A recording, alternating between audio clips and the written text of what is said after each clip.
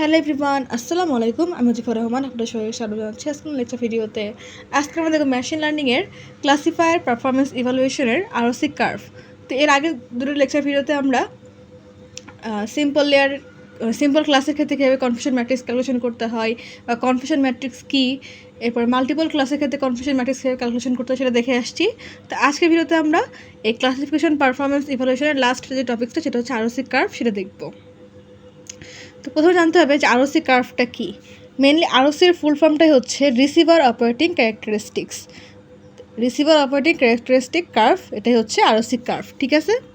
An ROC curve is a graph showing the performance of a classification model at the classification thresholds. অর্থাৎ মানে অনেকগুলো classification থ্রেশোল্ডের মধ্যে কোনো একটা ক্লাসিফিকেশন মডেল কীরকমভাবে পারফরমেন্স করেছে সেটা যেই ওয়েতে প্লট করা হয় বা যেই ওয়েতে গ্রাফটাকে শো করা হয় সেটাই হচ্ছে আরওসি কার্ভ। এটা দেখার একদম বেসিক কনসেপ্ট, এটা মানে জাস্ট বলার জন্য আর কি। আমরা মেনলি এখান থেকে ম্যাথ আসবে, সেটা আমরা একটা এক্সাম্পল দেখব। তো ম্যাথ শুরু করার আগে দুটো জিনিস জানতে হবে যে আরওসি কার্ভ দুইটা প্যারামিটার ইউজ করে, একটা হচ্ছে টিপিআর আর একটা হচ্ছে এফপিআর। টিপিআরটা কি? টিপিআরটা হচ্ছে ট্রু পজিটিভ রেট আর এফপিআরটা হচ্ছে ফলস পজিটিভ রেট। ক্লিয়ার? তা আসেন আমরা এখন একটা এক্সাম্পল দেখি যেখান থেকে মানে কেমন টাইপের কোশ্চেন আসতে পারে বা সেটাকে আমরা কীভাবে সলভ করতে পারি সেটাই আর কি। তো দেখেন এখানে একটা এক্সাম্পল দেওয়া আছে, এখানে 10টা টাপেল দেওয়া আছে, এখানে ক্লাস দেওয়া আছে মানে প্রেডিকশন আর কি ক্লাসের। এখানে পিতে পজিটিভ, এনতে হচ্ছে নেগেটিভ, আর এটা হচ্ছে প্রবাবিলিটির এই ঘরটা সবগুলো আমরা ধরে নেব পজিটিভ। জাস্ট কম্পেয়ার করবো এই ক্লাসের সাথে প্রবাবিলিটিকে কম্পেয়ার করবো। দেখেন এখানে যেটা বললাম একটু আগে যে এই ঘরটা সম্পূর্ণ পজিটিভ ধরে নিব, জাস্ট এটার সাথে কম্পেয়ার করবো। দেখেন এখানে একবার পজিটিভ আসছে, একবার নেগেটিভ আসছে, তাই না? তো দেখেন এখানে এটার জন্য এটাও পজিটিভ, এটাও পজিটিভ, এটা পজিটিভ বাট এটা কিন্তু নেগেটিভ। এই যে কম্পারিজনটা সেটাই আমরা করবো, যখন ম্যাথ সলভ করবো তখন বুঝতে পারবো। এটা হচ্ছে বেসিক ধারণা দিয়ে দিলাম আর কি। তো এখানে কী বলা হয়েছে কোশ্চেনে, from the given data set calculate true positive rate and false positive rate, অর্থাৎ টিপিআর আর এফপিআর ক্যালকুলেশন করতে বলা হয়েছে। এবং সে সাথে কী বলা হয়েছে, also draw a ROC curve. তো সেটা কীভাবে ড্র করতে হয় সেটাও দেখবো। তার সাথে আমরা এখন এটাকে স্টেপ বাই স্টেপ সলভ করার ট্রাই করি। তো দেখেন প্রথমে বলে নিই যে টিপি বলতে হচ্ছে ট্রু পজিটিভ, অর্থাৎ আমাদের রেজাল্টও পজিটিভ, মেশিনও বলছে পজিটিভ। আর ফলস পজিটিভ বা এফপিটা কি? এফপিটা হচ্ছে আমাদের রেজাল্ট নেগেটিভ বাট আমাদের মেশিন বলছে পজিটিভ, অর্থাৎ নেগেটিভ হওয়া সত্ত্বেও মেশিন বলছে পজিটিভ। এটা কি ফলস পজিটিভ, তাই না? এই জন্য এটা হচ্ছে ফলস পজিটিভ বা এফপি। তো এই টিপি আর এফপি কেন জানলাম, এটা তো আমরা জেনে আসছি, এটা কেন আবার রিপিট হলো? কারণটা হচ্ছে এই টিপি আর এফপিআর ক্যালকুলেশনের ক্ষেত্রে আমাদের টিপি আর এফপিটা লাগবে। সেটা কীরকম দেখেন, টিপিআর জন্য আমাদের ফর্মুলা হচ্ছে TPR is equal to TP by divide by P. আর এফপিআর ক্ষেত্রে এফপিআর এর ফর্মুলাটা হচ্ছে FP divide by N. Clear? এখন কথা হচ্ছে পি আর এন বলতে কী বোঝায়? পি আর এন বলতে এখানে পি বলতে এই যে ক্লাসের মধ্যে কয়বার পি আসছে, আর এই যে এই এনটা এটা হচ্ছে এই ক্লাসের মধ্যে কয়বার এন আসছে, এটাই হচ্ছে পি আর এন। তো প্রথমে সেটা ক্যালকুলেশন করে নিই। এই পি কয়বার আসছে দেখি, 10 বারের মধ্যে 1 বার, 2 বার, 3 বার, 4 বার, 5 বার, তাই না? তাহলে যেহেতু 10 বারের মধ্যে পি 5 বার আসছে তাহলে এনও 5 বার আসছে, এটা তো বুঝে গেলাম। ক্লিয়ার? এখন কি করব? এখন আমাদের দেখেন এগুলো যে টাপেল, ক্লাস আর প্রবাবিলিটি কিন্তু কোশ্চেনে দেওয়া ছিল, আমি জাস্ট এখানে লিখে নিয়েছি, অন্য কিছু চেঞ্জ করিনি। এখন কি বলছিলাম যে আমাদের কম্পারিজন করতে হবে। বলছিলাম যে এই টেবিলটা হচ্ছে সবগুলো পজিটিভ ধরবো, জাস্ট এখানে কোথায় পজিটিভ কোথায় নেগেটিভ এই অনুযায়ী এখন আমাদের ক্যালকুলেশন করতে হবে। তো দেখেন প্রথমটাকে যদি চিন্তা করি, টাপেল 1-এর ক্ষেত্রে এখানে 0.90 আর এখানে ক্লাস হচ্ছে পি, তাহলে এটাও পজিটিভ। তো আমি বলছিলাম যে এটা সম্পূর্ণই পজিটিভ, এখানেও পজিটিভ, তাই না? এই জন্য টিপির জায়গায় অর্থাৎ ট্রু পজিটিভ। এই যে আমাদের অ্যাকচুয়ালিও পজিটিভ আবার মেশিনও বলছে পজিটিভ, এই যে অ্যাকচুয়ালিও পজিটিভ মেশিনও বলছে পজিটিভ, তাহলে এখানে কী হলো, টিপির জায়গায় 1 হলো, ঠিক আছে।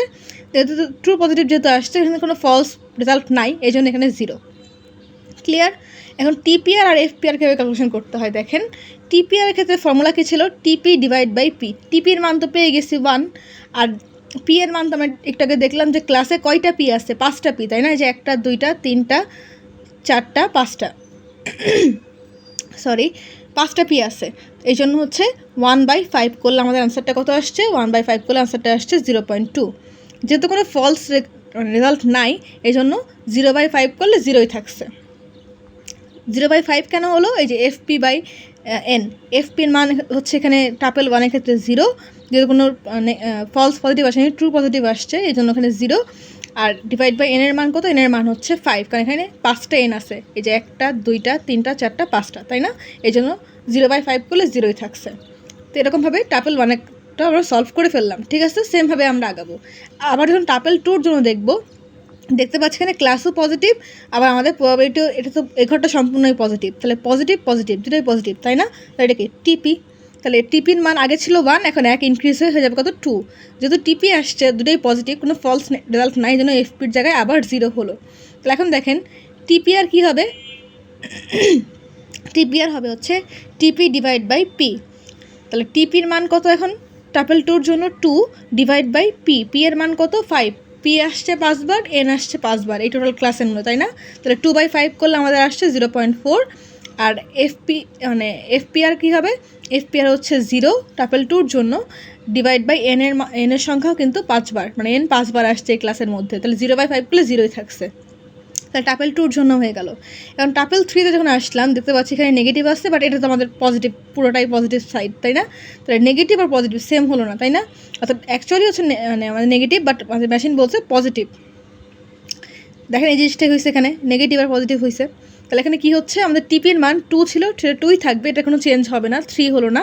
এখন আমাদের কী হবে, যেহেতু নেগেটিভ আসছে সেক্ষেত্রে আমাদের কী হবে, ফলস পজিটিভ মান আসছে, এই যেটা নেগেটিভ আর পজিটিভ আসছে, যে নেগেটিভ আর পজিটিভ, এই জন্য এখানে এফপির জায়গায় দেখেন এতক্ষণ 0 ছিল, এখন যেহেতু নেগেটিভ আসে সেই জন্য এখানে একটা 1 হবে, অর্থাৎ ফলস পজিটিভ মান আসছে, ঠিক আছে? তো যেহেতু টিপির মান কোনো চেঞ্জ হয়নি, তাহলে টিপিআর মানও কোনো চেঞ্জ হবে না, 0.4ই থাকবে।